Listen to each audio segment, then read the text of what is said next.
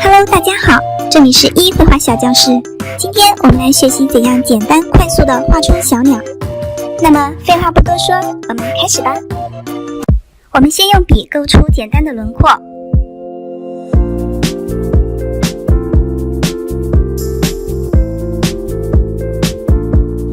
画到鸟爪的时候，把树枝的位置先空出来。如果你是用铅笔画线稿的话，就不存在这个问题啦。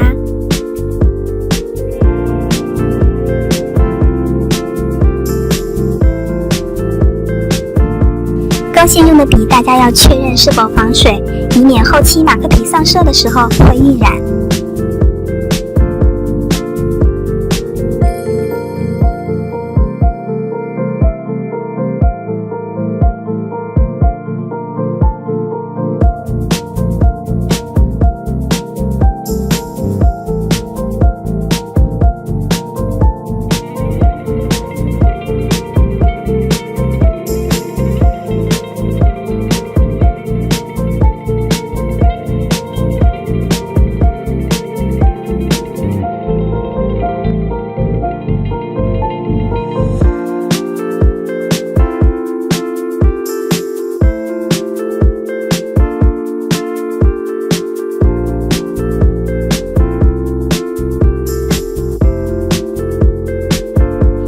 我们开始上色吧。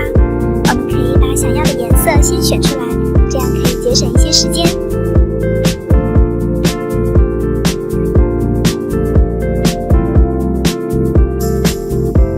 用浅1号的黄色叠加在深1号的黄色上，这样就会有一点过渡的效果。上一个视频我们也有讲到过，你还记得吗？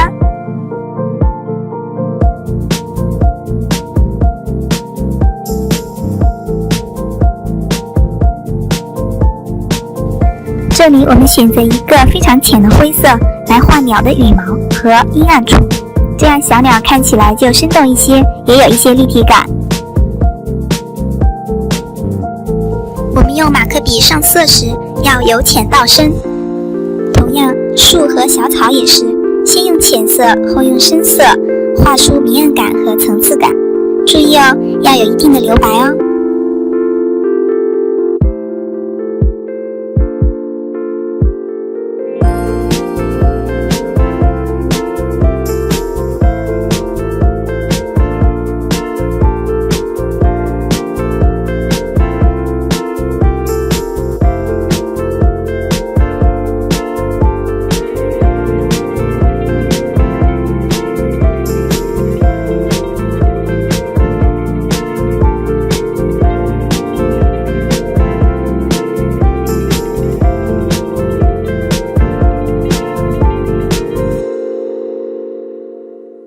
OK， 我们完成啦！